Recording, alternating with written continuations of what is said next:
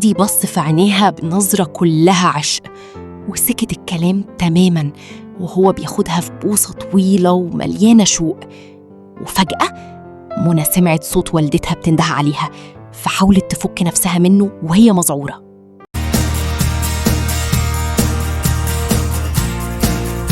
قلوب من قلب الواقع ومن نبض القلوب، دراما تجمعنا في كل الدروب، تابعونا في رواية وحكاية، رواية وحكاية. أهلا بيكم في القناة.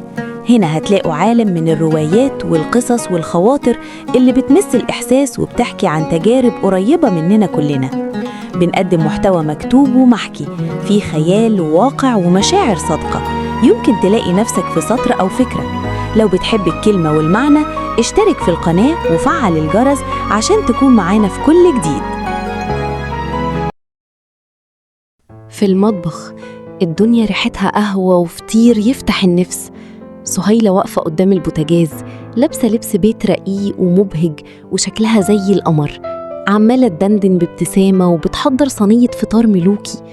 بتبص للصينية بتركيز كأنها بترسم لوحة، بترتب الأطباق بدلع وبتظبط كل حاجة. وبعدين شالت الصينية ودخلت أوضة النوم بخطوات هادية خالص عشان ما تصحيش حمزة. دخلت الأوضة لقيت حمزة لسه غرقان في النوم وشكله مرتاح وهادي جدا. حطت الصينية بالراحة على الكومودينو وقعدت على طرف السرير جنبه، وبدأت تمشي صوابعها برقة وحنية على شعره. حمزة حبيبي يلا اصحى، الشمس طلعت وعملتلك الفطار اللي بتحبه. حمزة مردش في الأول وعمل نفسه لسه نايم، فسهيلة قربت منه أكتر وباست جبهته بحنية. وفجأة حمزة فتح عينيه بابتسامة شقية وراح سحب إيدها بسرعة لدرجة إنها وقعت في حضنه على السرير وهي مخضوضة. يا مجنون خضيتني، يلا قوم الفطار هيبرد. فطار ايه بس؟ هو في حد يصحى على الملاك ده ويفكر في الأكل؟ أنا عاوز أفضل كده، مش عاوز أقوم خالص. يا حمزة بلاش شقاوة، الدكتور قال لازم تتغذى كويس عشان الجرح، وبعدين ورانا يوم طويل. ماشي يا ست سهيلة، هقوم بس عشان خاطر الفطار اللي ريحته تجنن دي. بقولك يا سهيلة، أنا قررت النهاردة خلاص هنزل الشغل، هروح الشركة لوالدي.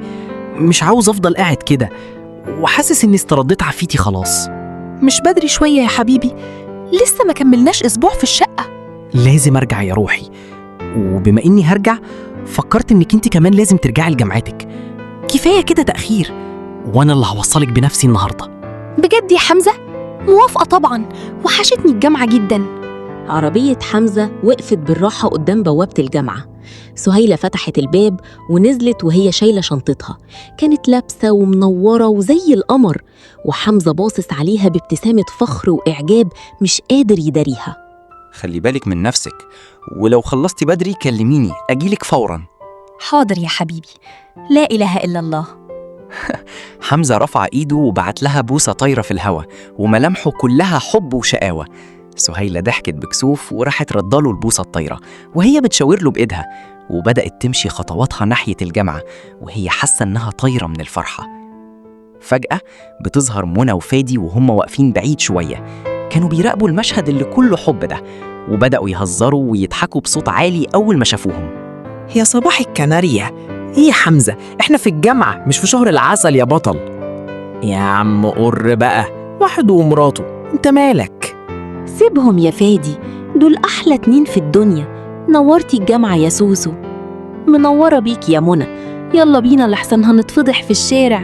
سهيلة ومنى مشيوا مع بعض وهم بيضحكوا ودخلوا من بوابة الجامعة، وفادي لسه واقف مكانه بيراقبهم. حمزة شاور له بإيده بحركة سريعة عشان يقرب منه ويبعد عن العيون. فادي قرب وهو سند إيده على شباك العربية وبيضحك بهزار. فادي تعالى يا بطل، عاوزك في كلمة. خير يا عريس، لسه ما خلصتش كلام الحب؟ ده انتوا ناقص تجيبوا 2 ليمون قدام الجامعة. ملامح حمزة فجأة اتحولت للجدية الهادية والذكاء، وبان عليه إنه مخطط لحاجة كبيرة. بطل استظراف دلوقتي، أنا ندهت لك عشان أفكرك الكلام اللي بينا يفضل بينا. سهيلة لسه فاكرة إني فاقد الذاكرة ومش عاوزها تعرف الحقيقة دلوقتي خالص. والله يا حمزة أنت ممثل عالمي، أنا ساعات بصدقك وأنا عارف الحقيقة. بس قولي، ناوي تكمل اللعبة دي لحد إمتى؟ سهيلة طايرة من الفرحة بحمزة الجديد لحد ما تأكد إنها نسيت حمزة القديم خالص. أنا عاوزها تحبيني من غير خوف، والتمثيلية دي هي اللي مخلياني قادر أعوضها. المهم، الفرح الدبل بتاعنا اللي فكرنا فيه، أنا قررت أعمل حاجة لسهيلة عمري ما عملتها ولا كانت تخطر على بالي. إيه؟ ناوي تعمل إيه تاني؟ عاوز أغني لها أغنية مخصوص في الفرح قدام الكل.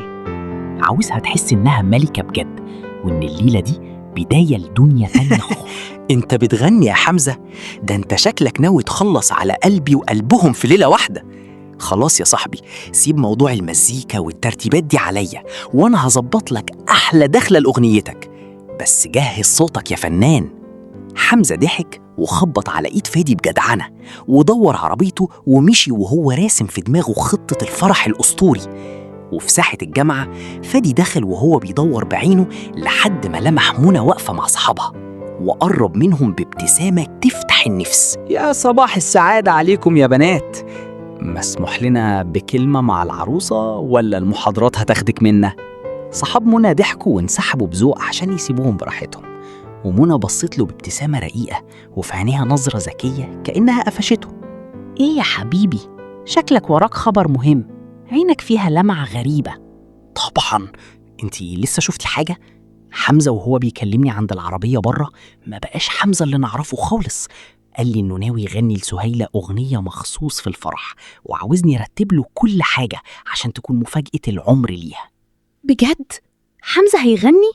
لا يا فادي، مش قادرة أصدق. حمزة اللي ما كانش بيعرف يقول كلمتين حلوين دلوقتي هيغني؟ بجد أنا مش مصدقة إنه اتغير 180 درجة كده.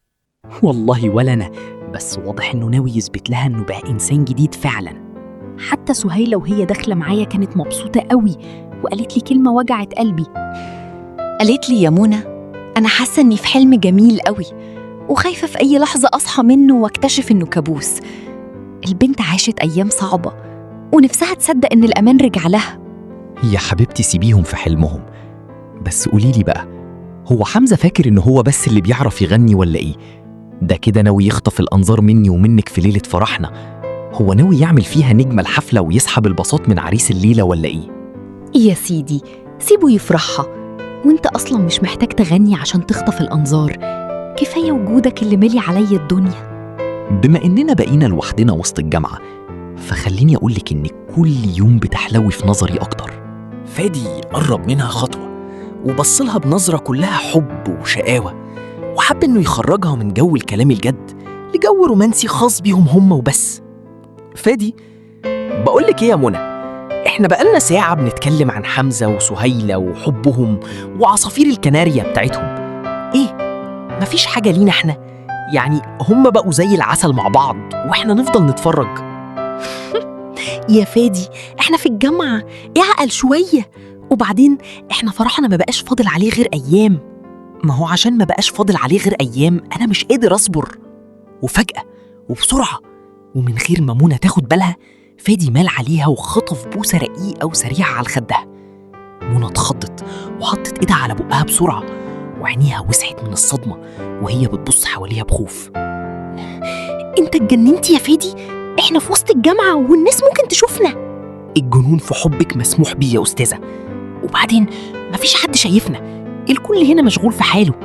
وبعدين دي بوسة بريئة لخطيبتي وعروستي المستقبلية، فيها ايه دي؟ فيها اني ممكن اتفصل بسببك. يلا يا فادي، روح على محاضرتك فورا، انا وشي بقى زي الطماطمية بسببك ومش هعرف ادخل المدرج كده.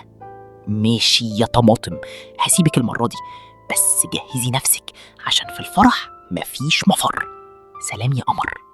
الصالة كانت مليانة حركة وبركة، أهل فادي وأهل منى قاعدين مع بعض، والضحك وصوت فناجين القهوة مالي المكان، والكل مشغول بالترتيبات النهائية للفرح. فادي استغل الزحمة دي ورد بذكاء وانسحب بالراحة ناحية المطبخ عشان يلحق عروسته. منى كانت واقفة بتركيز بتصب العصير في الكاسات، وفجأة فادي دخل بخطوات زي القطة وقرب منها، وبسرعة حوط وسطها بإيديه وحضنها من ظهرها. اهدي يا مجنونة، ده أنا هتفضحيني قدام أهلنا بره، يقولوا عليا إيه دلوقتي؟ حد يعمل كده يا فادي؟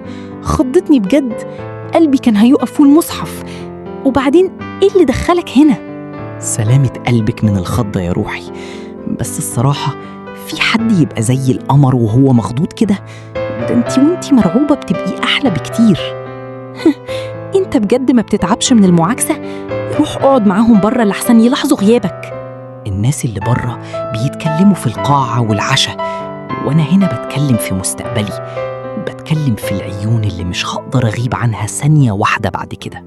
فادي مال عليها ببطء وطبع بوسة رقيقة وطويلة على جبينها وبعدين على خدها، ومنى غمضت عينيها واستسلمت للحظة الحنينة دي وهي ماسكة في قميصه برقة.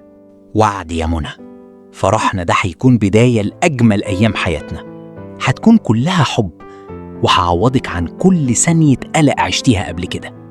وأنا بحبك يا مجنون. يلا بقى خد الصينية دي واطلع قدامي لحسن ماما تدخل علينا دلوقتي وتعمل لنا فضيحة. يعملوا اللي يعملوه يا حبيبي، انتي مراتي يا هبلة. انتي نسيتي اننا كاتبين كتابنا ولا ايه؟ يعني انا جوزك قدام ربنا والناس كلها. تصدق من كتر التوتر والترتيبات نسيت فعلا. تنسي ان انا جوزك؟ لا، دي جريمة ولازم لها عقاب فوري عشان تحرمي تنسي حقوقي دي تاني.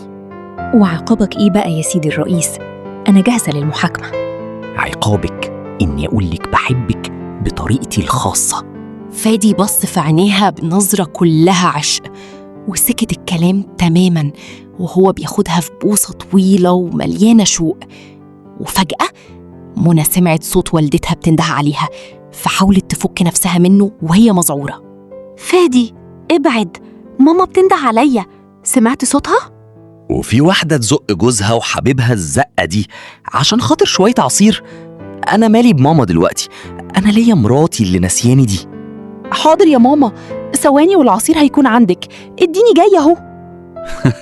مش هتخرجي من المطبخ ده غير لما تعتذري وتصالحيني على الزقة اللي وجعت قلبي دي. يا فادي أبوس إيدك، اعقل، ممكن حد يدخل فجأة ويشوفنا كده، هتبقى فضيحة. يشوفونا؟ يا ريت والله، ما يهمنيش. يمكن لما يشوفونا كده يسرعوا ميعاد الفرح شوية، بدل ما أنا بجد ما بقيتش قادر أصبر على اليوم اللي يجمعنا فيه بيت واحد. مجنون والله. خلاص يا سيدي، حقك عليا، أنا أسفة، بس يلا بقى عشان خاطر الناس اللي بره دي. ماشي، قبلت الاعتذار المرة دي، بس الحساب لسه مخلصش. الحساب في بيتنا بقى، هناك اما وريتك هعاقبك ازاي على كل اللحظات دي. منى قربت منه برقة وخطفت بوسة سريعة وحنينة على خده، وبصت له نظرة كلها دلع خلت فادي يبتسم بضعف قدام رقتها. أهون عليك يا حبيبي؟ هتقدر برضو تعاقب منى حبيبتك؟ لا يا روح قلب فادي، ما أقدرش طبعا، وانتي عارفة انك نقطة ضعفي الوحيدة. يلا يا مغلباني، امشي قدامي بالصينية دي لحسن بره يفتكروا اننا بنخترع الذرة في المطبخ. وفي نهاية الفيديو بنحب نشكركم إنكم كنتوا معانا لحد هنا. مشاركتكم وتعليقاتكم ودعمكم هم اللي بيخلونا نكمل ونقدم محتوى أفضل دايماً. لو المحتوى عجبكم ما تنسوش الاشتراك في القناة وتفعيل الجرس عشان يوصل لكم كل جديد. مستنيين رأيكم واقتراحاتكم وشوفكم في فيديو جديد قريب.